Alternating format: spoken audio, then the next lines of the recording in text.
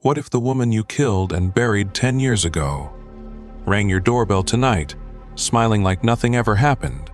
This isn't just a nightmare, it's a trap years in the making. Stick around, because this chilling story of murder, betrayal, and ultimate revenge will leave you questioning reality itself.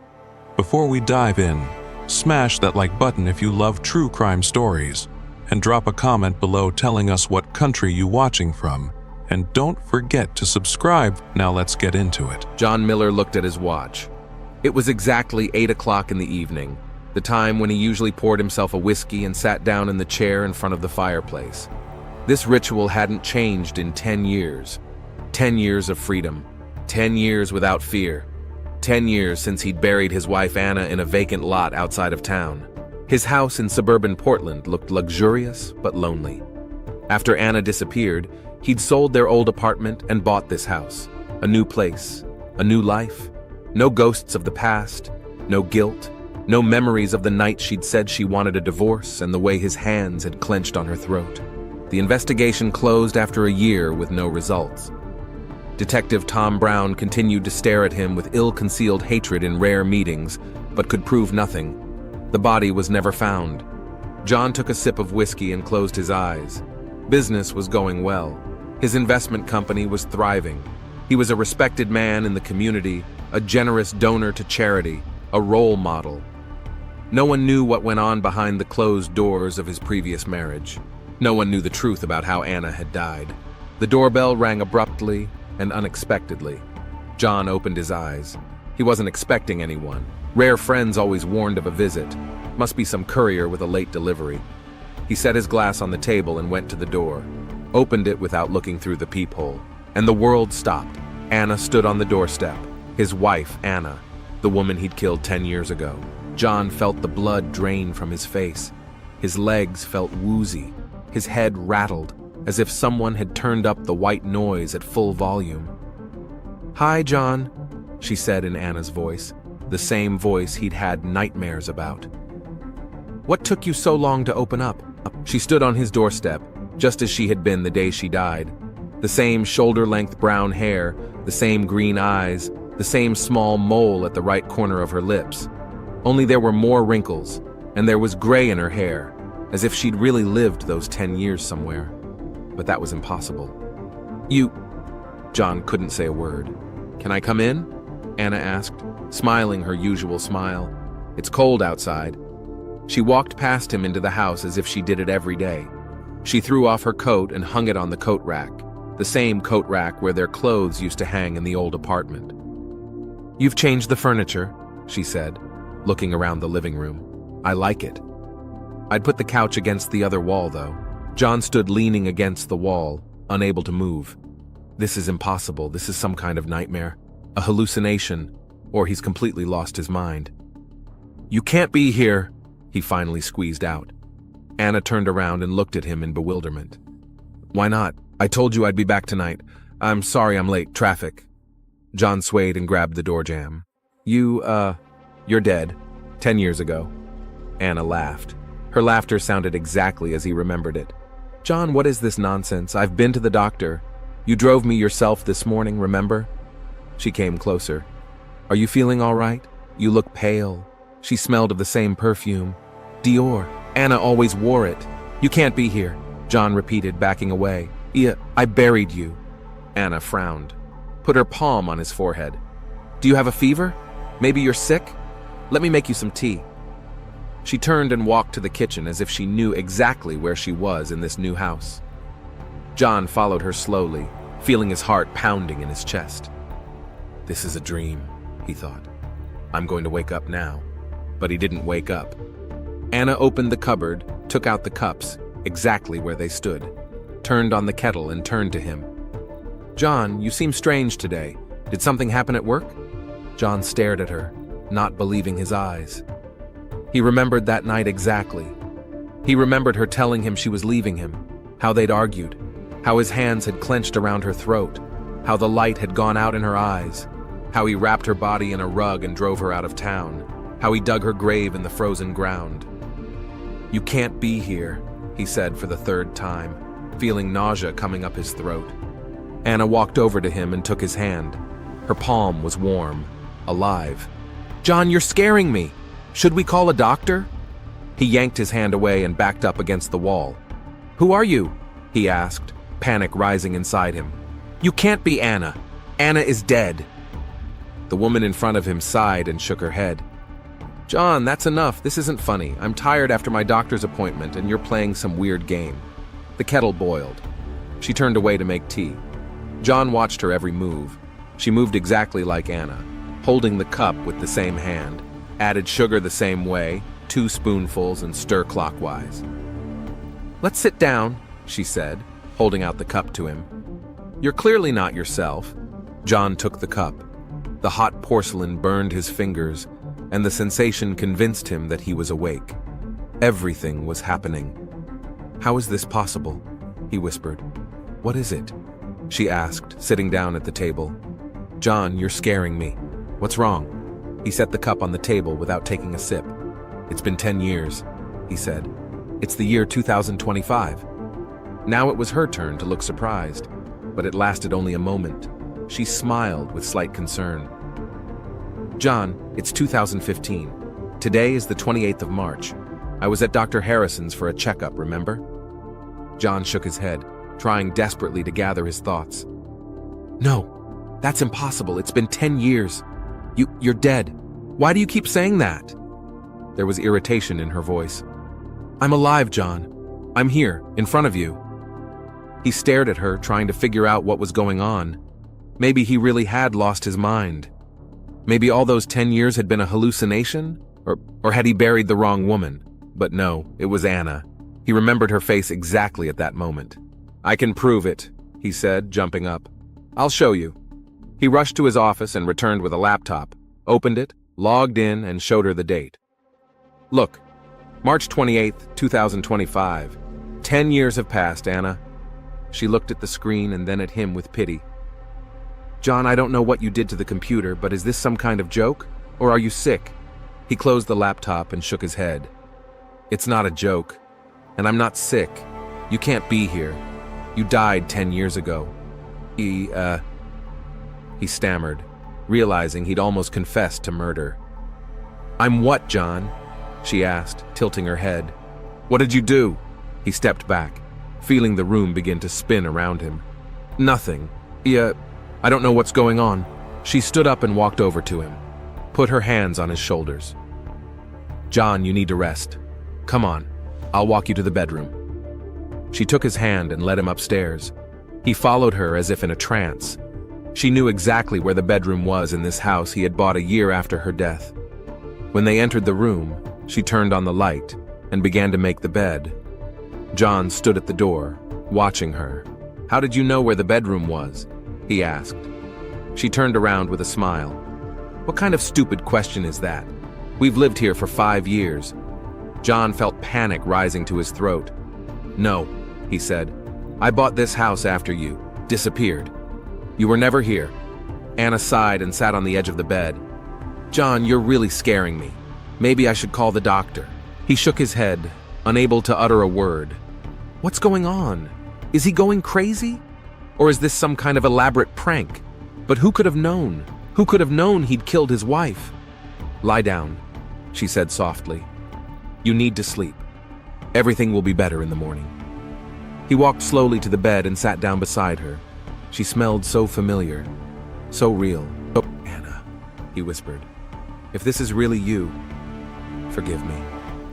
She smiled and stroked his cheek. "What for, silly? It's all right. Now lie down." She stood up to give him a seat. John lay down without taking off his clothes. He was sure he wouldn't be able to sleep. But fatigue and shock did their work, and soon he fell into a restless sleep. When John awoke in the morning, the bed beside him was empty. He sat up abruptly, looking around. Could it really have been a dream? Maybe everything from last night had just been a dream? But then he heard sounds from the kitchen, the clinking of dishes, footsteps. He got up slowly and went downstairs. Anna was standing at the stove making breakfast. She turned around when he came in. "Good morning," she said with a smile. "How are you feeling?" John Miller looked at her, and for the first time in 10 years was truly afraid.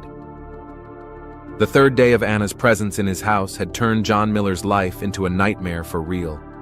Every morning he woke up hoping it was just a dream, and every morning she was here, making breakfast, smiling, asking about the day's plans, as if these 10 years had never happened, as if he hadn't killed her that cold March night. John sat at the kitchen table watching her wash the dishes, doing it just like the real Anna did, first the glasses, then the plates, then the utensils. Wipes her wet hands on the kitchen towel slung over her shoulder. "You're looking at me again," she said without turning around. "Is something wrong?" John flinched. Even that, her ability to feel his gaze, was completely like Anna's. "Everything's fine," he replied. She turned and smiled, but her eyes remained serious. "John, you've been acting strange since the other night. Shouldn't you see a doctor?" "No," he said sharply.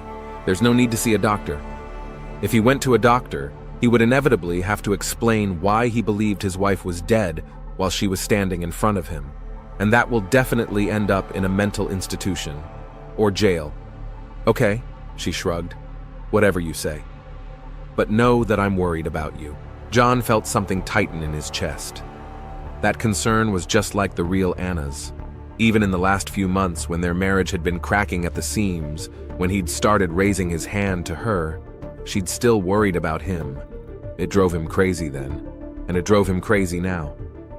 A phone call interrupted his thoughts. He pulled his cell phone out of his pocket, and the name Mike, his business partner, popped up on the screen. "I need to take this," John said, standing up. "Sure," Anna nodded. "I'll go upstairs and get my things organized." John went out into the living room and took the call. "Hey, Mike. John, where are you? We agreed to meet at 10. It's almost 11 now." John glanced at his watch. Shit, he'd completely forgotten about the meeting. "Sorry, I got held up at home. Family emergency." Mike chuckled. "Family? Since when do you have a family?" Just misspoke. Domestic stuff. I'll be right there." "Uh-huh. Okay. The client has agreed to wait another half hour. Try to make it." John ended the call and turned toward the stairs. "Anna," he called out. "I have to go to a meeting right away. I forgot." He fell silent. It was quiet upstairs. He quickly climbed the stairs and looked into the bedroom. It was empty. The bathroom was empty too. He checked all the rooms upstairs. No one. "Anna?" He called again, coming downstairs. Silence. He went all around the first floor, even looked in the basement. She was nowhere to be found. John felt a cold sweat break out on his back. Where could she have disappeared to? And was she even here? Could it all be a figment of his sick imagination? He went outside, looked around the yard, the garage, no sign of Anna, and then it hit him. He took out his phone and flipped through the photos he'd taken over the last 3 days. Here it was. Proof. He'd photographed Anna several times when she wasn't in sight. In the morning sun in the garden making dinner, reading a book in the living room. But when he opened the gallery, he froze with horror. In all the pictures where Anna should have been, he saw only a blurred spot or a void. It was as if someone had deliberately ruined the pictures. "It's impossible," he whispered, flipping through the photos with trembling fingers. He was interrupted by another call from Mike. John took a deep breath, trying to calm down. "Yeah, Mike, I'm on my way out. Make it quick. And take the files on the Greenwood project with you. You picked them up yesterday." John nodded, though Mike couldn't see him. "I'll be there in 20 minutes. I'll be there in 20 minutes. He went back into the house, grabbed the file folder from the office, and headed for the exit. Maybe it was for the best that Anna had disappeared. He needed time to think, to make sense of what was going on. John spent the entire day as if in a fog. He mechanically performed his work, answered questions, signed documents, but his thoughts kept returning to Anna, what she'd said at breakfast, the way she'd disappeared, to the ruined photographs. When he finally got home that evening, the house was empty and dark. No sign of Anna's presence. John exhaled a sigh of relief. Maybe it was over. Maybe it really was just a nervous breakdown, a hallucination brought on by stress and guilt. He poured himself a whiskey and sat in the chair in front of the fireplace. The familiar ritual calmed him down a bit. He took a sip and closed his eyes. "Rough day?" John jumped up, sputtering his whiskey. Anna stood in the living room doorway, smiling at him. "Where have you been?" he asked, trying to hide the tremor in his voice. "Where? At home, of course. Sorting out my things, cleaning up a little. Didn't you notice that the bathroom was cleaner?" John shook his head. "I called for you before I left. You were nowhere to be found." Anna frowned. "You must not have looked hard enough." "I was in the dressing room, sorting out my winter clothes." She stepped closer. "John, what's going on? You keep acting weird." He put the glass on the table and took out his phone. "I want to show you something." He opened the gallery and held out the phone to her. "These are pictures I've taken over the last few days. You should be in them, but you're not. How do you explain that?" Anna took the phone and started looking at the pictures. "John, I don't know what you're talking about. Here I am, in all the pictures." She handed the phone back to him, and John was amazed to see that Anna was now clearly visible in the pictures. Exactly where he'd photographed her. No blurs, no voids. It's impossible," he whispered. "I remember exactly that there were only blurs." Anna gently placed her hand on his shoulder. "John, please talk to me. What's going on? You're scaring me." He looked at her, so real, so alive, and suddenly felt an urgent need to make sure she was real. He pulled her sharply to him and hugged her, tightly, almost to the point of pain. She was warm, real, alive. "I'm sorry," he whispered, letting her go. "I don't know what came over me." Anna looked at him carefully. "It's all right. Just talk to me if something's wrong." She kissed him on the cheek and went into the kitchen. John remained seated, still feeling the warmth of her touch. Could this be the real Anna? Maybe he hadn't killed her that night after all. But no, he definitely remembered her breathless body, her lifeless eyes. He remembered digging the grave in the frozen ground, remembered the weight of her body as he lowered her into the hole. He shook his head, pushing the memories away, and followed her into the kitchen. They hardly spoke at dinner. John watched her every move, trying to find anything that would give away the deception. But she was a perfect copy of Anna, from the way she held her fork to the way she tucked her hair behind her right ear. After dinner, they sat down to watch television. Anna had chosen a movie, the same one they'd watched together the week before she disappeared. John felt a chill run down his spine. How could she have known? "Why that particular movie?" he asked, trying to keep his voice casual. "Wasn't that the last movie we saw?" she wondered. "I don't think we ever finished it." John nodded silently. They hadn't really finished it, because they started fighting, because Anna had said she was leaving him, because he had killed her. During the movie, the doorbell rang. John flinched and looked at Anna. "Are you expecting someone?" he asked. "No," she shook her head. "Are you?" John stood up and went to the door. Detective Tom Brown stood on the threshold. "Good evening, Mr. Miller," he said with the same distaste in his voice that John remembered from an investigation 10 years ago. "May I come in?" "What are you doing here, Detective?" John asked, not moving from his seat. "Routine inspection. We periodically visit people connected to unsolved cases." John knew that was a lie. In 10 years, Brown had never once come in for a routine check, but he stepped aside, letting the detective inside. "Please," he said, "only I'm not alone." Brown walked in and looked around. "Oh yeah? You have company?" John turned around to the living room.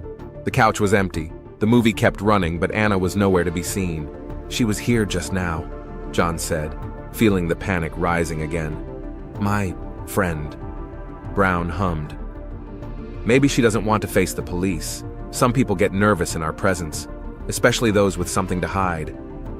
"Yeah, I don't see where she could have gone." John headed for the stairs. "Anna," he called, forgetting his caution. Brown tensed. "Anna? Did you say Anna?" John froze, realizing his mistake. Yes. That's the name of an acquaintance of mine." "An interesting coincidence," Brown said, squinting, "considering the circumstances." John felt a cold sweat run down his back. "What can I do for you, Detective? I've had a long day and I'd like to rest." Brown nodded, but was in no hurry to leave. "Have you noticed anything unusual lately, Mr. Miller? Strange calls, letters, visitors?" John forced himself to look surprised. "No, nothing like that. Why do you ask?" "Just wondering. Sometimes new circumstances appear in old cases." Brown paused. You do remember that the case of your wife's disappearance is still open, don't you? Of course I remember, John replied, trying to keep his composure. But what could have changed after 10 years? Brown shrugged. Stuff happens. People start talking. New witnesses come forward. New evidence comes to light. He glared at John. The bodies are being found. John felt his heart skip a beat.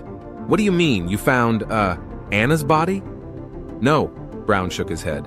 Not yet, but we're not stopping looking. And you know what, Mr. Miller?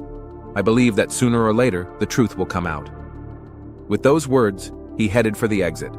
I'll see you around, Mr. Miller. Give my regards to your, friend Anna. As the door closed behind the detective, John leaned against the wall, feeling his legs refuse to hold him up. He closed his eyes, trying to calm his breathing. Was he gone? John flinched and opened his eyes. Anna was standing on the stairs, looking down at him. Where have you been? He asked. Upstairs, she answered. I heard the bell ring and decided it was better not to show myself. She didn't want to attract attention. Why? Anna slowly came down and approached him. Because I sense something's wrong, John. You're acting strange. You say I'm dead. And now the police. She looked him straight in the eye. What's going on? John looked away. Nothing. It's just a routine check, like he said. Are you sure? There was concern in her voice. Because it seemed to me that I was the one he was looking for. John didn't know what to say. He didn't understand what was going on. If it really was Anna, how could she have survived? And if not, who was this woman? And why would she pretend to be his late wife? I'm tired, he finally said. Let's go to bed. Anna nodded, but there was still worry in her eyes. During the night, John could not sleep. He lay beside Anna, listening to her steady breathing, and tried to figure out what was real and what was a figment of his imagination. He was sure he had killed his wife, but he was also sure that she was lying next to him now, alive and warm. Careful not to wake her, he got out of bed and went down to the study. He turned on his computer and opened a hidden folder he hadn't touched in years. It held pictures of Anna, the real Anna, before she disappeared. He compared them to the woman sleeping upstairs. Same facial features, same eyes, even a mole on her neck in the same place. A perfect copy. Or the original? What if he really didn't kill her? What if it was a nightmare, an obsessive fantasy born of guilt over the fights and the abuse? What if Anna had just left him for a while and now she was back? No, he definitely remembered burying the body. It wasn't a fantasy. John sighed and closed the folder, then picked up his phone and opened the gallery. The photos of Anna from the last few days were still there, crisp and clear. But he remembered exactly what he'd seen this morning, only blurs. He decided to check. Took a new photo of his computer screen with the old photo of Anna open and emailed it to himself, then deleted it from his phone. I'll check in the morning, he thought. If the photo stayed in the mail in its original form, then there was nothing wrong with the phone or his memory. In the morning, when John woke up, Anna was already making breakfast. She smiled at him as he entered the kitchen. You look better, she said. Sleep must have helped. John nodded without saying a word. He sat down at the table and picked up his phone. He opened his email. The email with the photo attached was there. He clicked on the attachment and the photo opened. But instead of a computer screen with an old picture of Anna, he saw a blurry blur. John felt the blood rush from his face. He remembered exactly taking a picture of the computer screen. How could it have changed? Is something wrong? Anna asked, setting a plate of breakfast in front of him. No, he replied, putting his phone away. Everything's fine. She sat down across from him, looking him carefully in the eyes. John, I think we need to talk about yesterday, about that policeman and what you told him about me. John swallowed. What was that? You called me your girlfriend, not wife. Why? John didn't know what to answer. He couldn't tell her the truth, that to the world his wife had disappeared 10 years ago and was presumed dead. I didn't want to get you into trouble, he said at last. What trouble, John? There was tension in her voice. What's going on? Why are the police interested in me? John pushed his plate away, his appetite gone. It's hard to explain. Try it, she said without averting her gaze. At that moment, the doorbell rang. John breathed a sigh of relief. Saved, at least for the time being. "I'll get it," he said, standing up. On the doorstep stood a courier with a package. "Delivery for John Miller," the young man said, holding out a small box and a clipboard for his signature. John signed and took the package. He didn't remember ordering anything, but right now he was grateful for any distraction from his conversation with Anna. When he returned to the kitchen, she was gone. Again. "Anna?" he called out, looking around. "Where are you?" Silence. John walked through the house, looking in every room, but she was nowhere to be found. It was as if she had vanished into thin air the moment the witness appeared.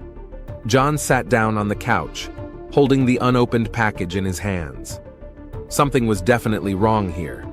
Real people don't disappear without a trace. Real people don't appear out of nowhere 10 years after they die. He decided he needed to get some hard evidence.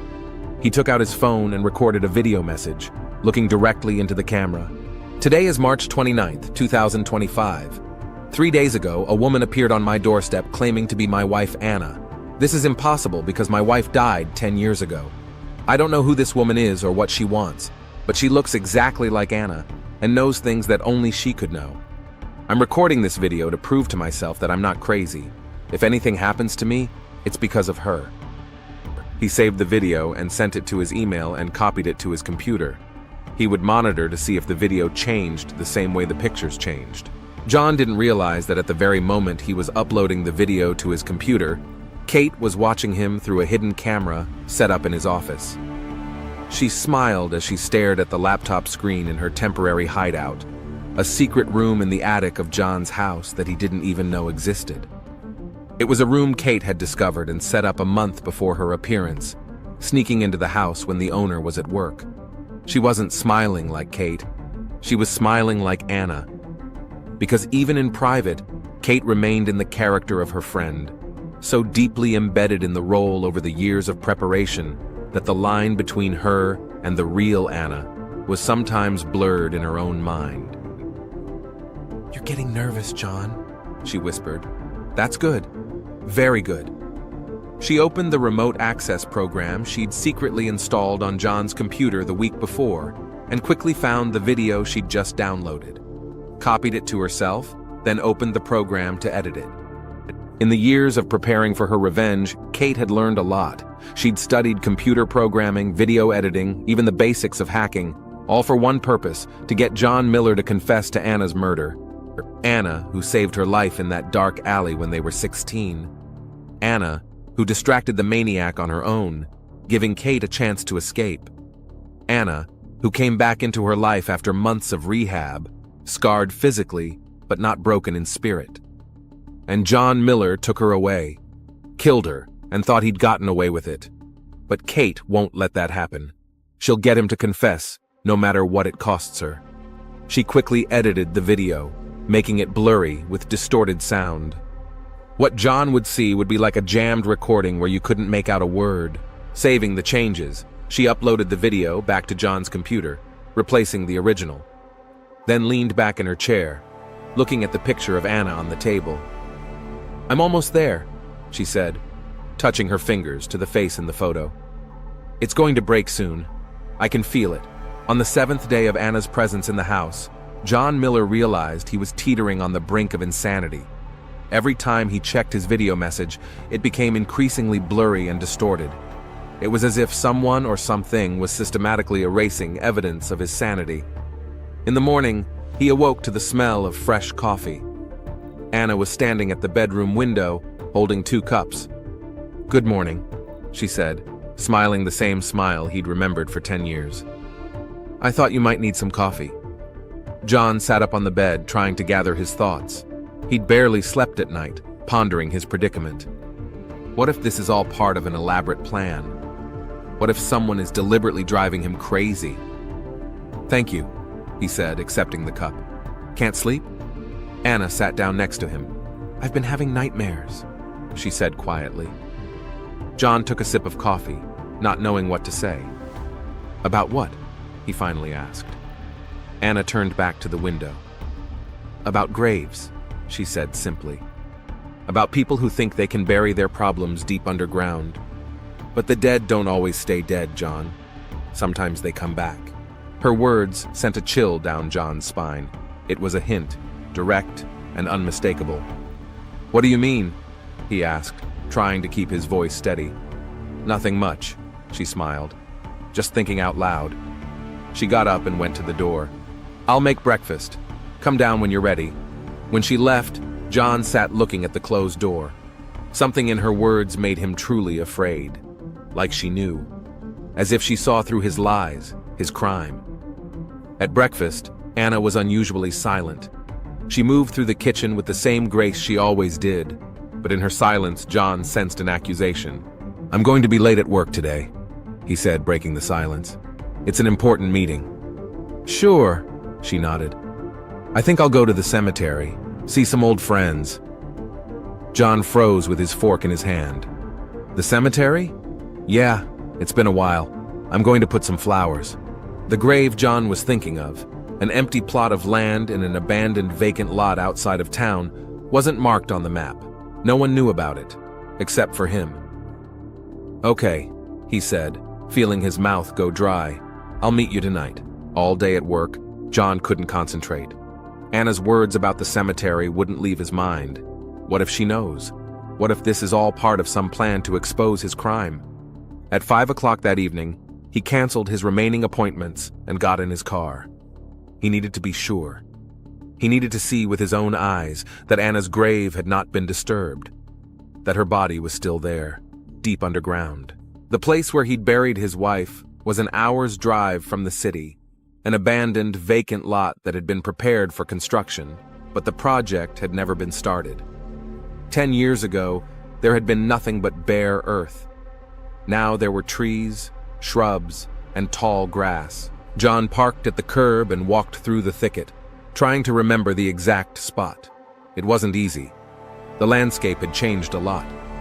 But he oriented himself to an old oak tree that stood nearby. The grave had to be 50 paces east of the tree. He counted off the steps, looking around. His heart was pounding in his chest. What if someone had dug up the grave? What if a body had been found? 48, 49, 50. John stopped and looked around. The ground here looked pristine. Tall grass, small bushes, no signs of digging. He exhaled a sigh of relief. It was all right. The grave hadn't been disturbed. Anna's body was still here. Suddenly it hit him. If Anna's body is here, who is the woman in his house?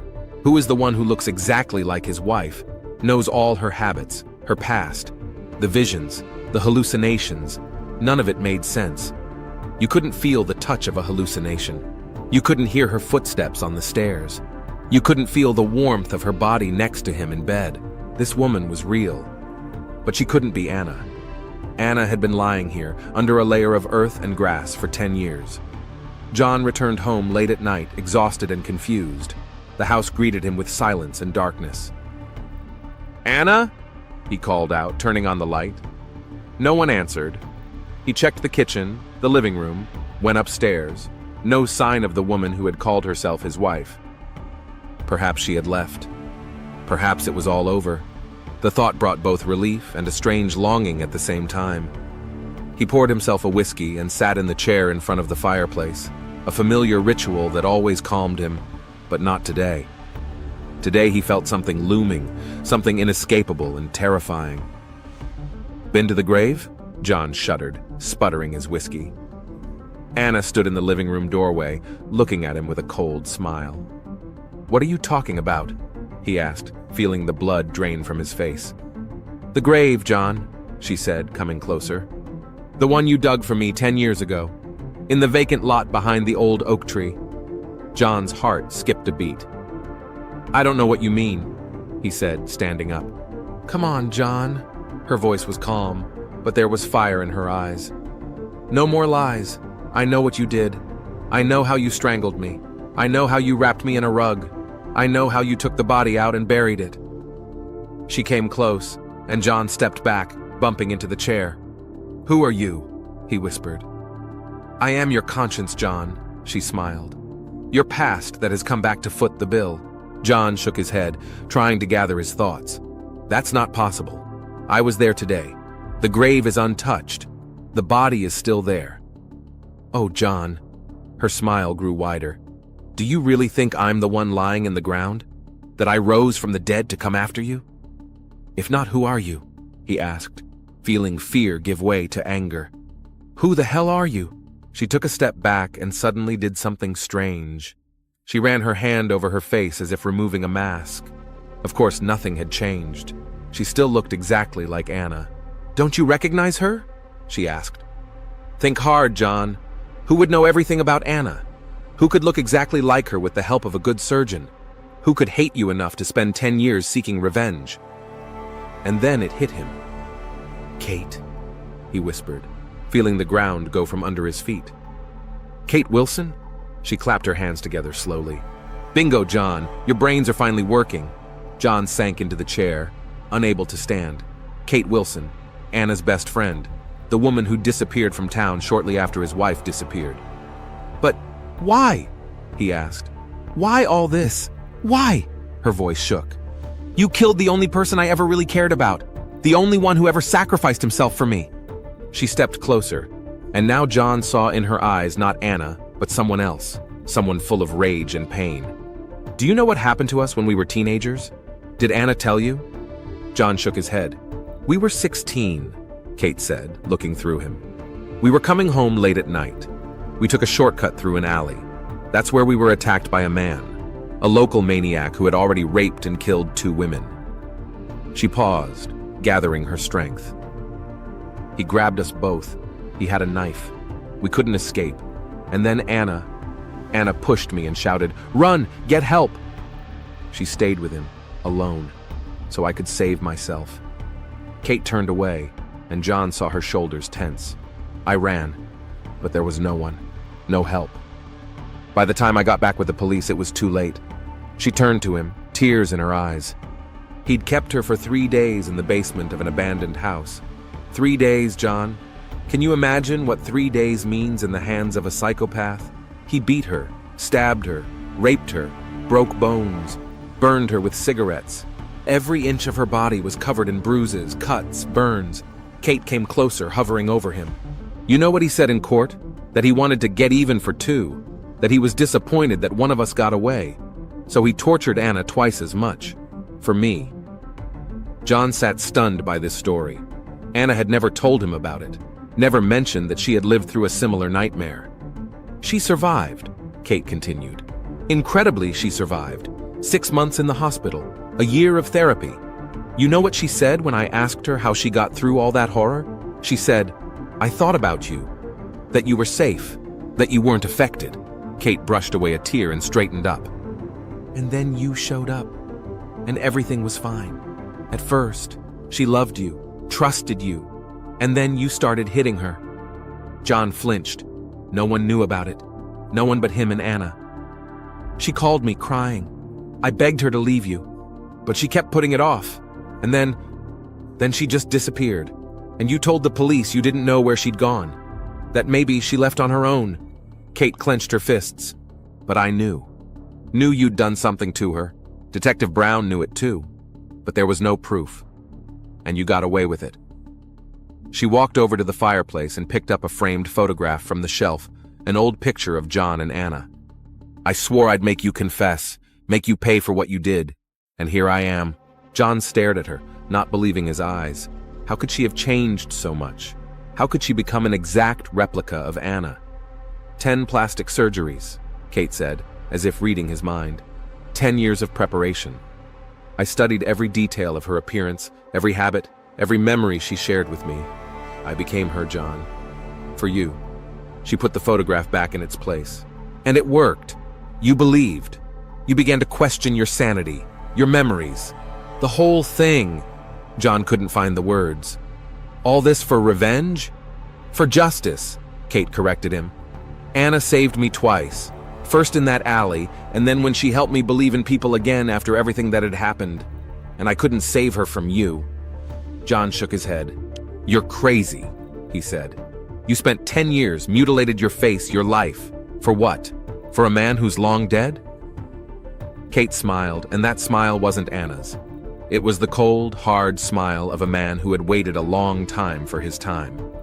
Not for the sake of a dead man, John, for the truth, for the sake of you admitting what you've done, so you don't walk away from your responsibility. She pulled a small device out of her pocket and pressed a button. And you know what? It worked. John's voice echoed through the room. If Anna's body is here, who is the woman in my house? His own voice, recorded today in the vacant lot. What is it? He whispered. Proof, Kate said. The first of many. I've recorded every conversation we've had, every word you've said since the moment I arrived. She took a step back. But I want a full confession, John. I want to hear you say it. How you confessed to killing Anna. John stood up, feeling the rage building inside. You're not going to get anywhere, he said. No record is enough. It's still your word against mine. You're wrong, Kate said. I have a witness, someone who always believed you were guilty. And as if on cue, the living room door opened. Detective Tom Brown stood on the doorstep. Good evening, Mr. Miller, he said with the same distaste in his voice. It seems we finally have some evidence. John felt the ground go from under his feet. He shifted his gaze from the detective to the woman he thought was his dead wife. You worked together, he said. All this time. Not all of it, Brown shook his head. Kate came to me a month ago, told me her plan. I couldn't pass up a chance like that. John sank into his chair, realizing he was cornered. What now? He asked. Now, Kate said, you tell the truth, the whole truth, about what happened to Anna, or we keep playing this game. I can disappear and reappear for a long time, John. I can drive you crazy for months, years. John looked at her, a woman with his wife's face, but with eyes full of someone else's rage and pain, and suddenly felt a strange relief. Maybe it was time to come clean, time to end this nightmare. I killed her, he said quietly. Louder, Kate demanded. I want to hear every word clearly. I killed Anna, John repeated louder. We had a fight. She said she was leaving me. She was filing for divorce. Yeah, I couldn't let that happen. I grabbed her by the throat, choked her until she stopped moving. He lowered his head, feeling the tears running down his cheeks. I wrapped her body in a rug, took her out of town, buried her in a vacant lot 50 paces east of the old oak tree. Kate stood still, staring at him. Tears were streaming down her face, too, but she didn't wipe them away. Did you hear that? She asked, turning to Brown. Every word. The detective nodded, pulling out his handcuffs. John Miller, you're under arrest for the murder of Anna Miller. You have the right to remain silent. John barely listened. He stared at the woman with his wife's face, the woman who had spent 10 years trying to avenge her friend, who had changed her face, her identity, her life for this moment. Was it worth it? He asked as Brown snapped the handcuffs on his wrists.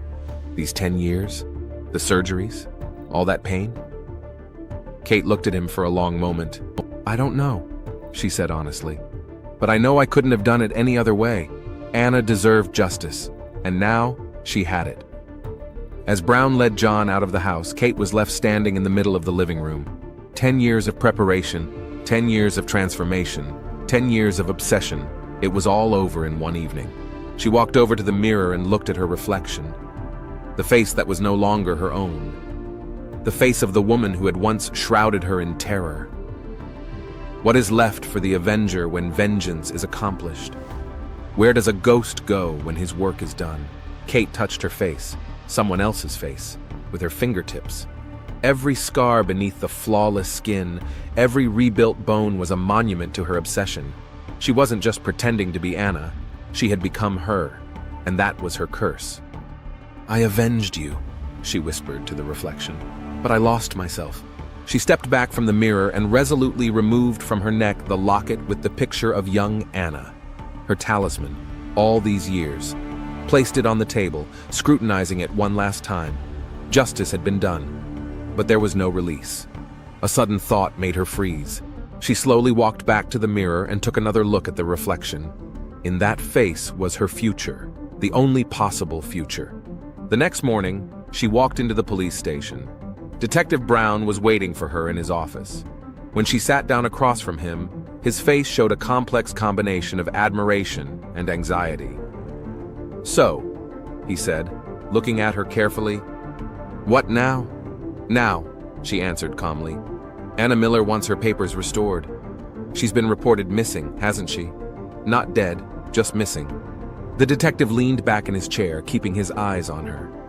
"Kate," he began quietly, "do you realize that it's—" "Anna," she interrupted him firmly. "My name is Anna Miller. Kate Wilson disappeared a week ago on a roadside highway, and I came home." They stared into each other's eyes for a long time, the woman with the stranger's face and the detective who knew the truth. "Are you sure?" he finally asked. "Absolutely," she answered without a shadow of doubt. "Kate had given everything to get justice. Now it's my turn to live." The detective nodded slowly, realizing the inevitability of that decision. They both knew there was no turning back. The mask had become the face, the role the essence, and maybe that was the only way the ghost of vengeance could find peace. He slid the application form over to her. "Welcome home, Anna," he said.